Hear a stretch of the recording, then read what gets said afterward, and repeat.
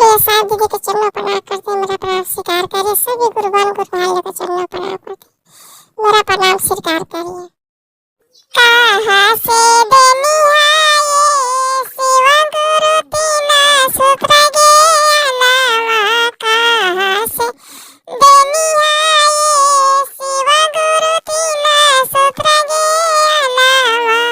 कैलाश से देनिहा झारखंड से देनिहा, कैलाश से देनिहा झारखंड से देनी, उहे से देनिहा हो गौरा तीना सूत्र ज्ञाना, उहे से देनिया हो गौरा तीना सूत्र ज्ञानवा। के करा के दियनी हो शिव गुरु तीना सूत्र ज्ञानवा, के करा के दियनी हो शिव गुरु तीना सूत्र ज्ञानवा।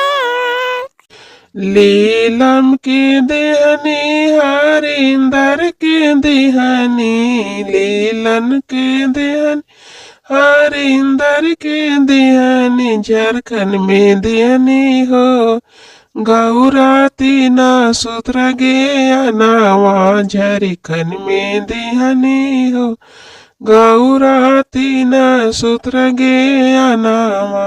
इसे के करब हो शिव गुरु तीना सूत्र ज्ञानवा, कैसे के करब हो शिव गुरु तीना सूत्र ज्ञानवा।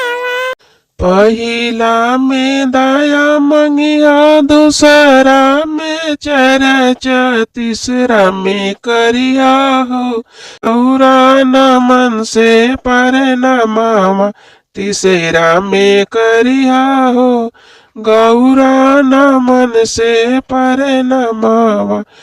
प्रेम से बोलिए हर हर महादेव।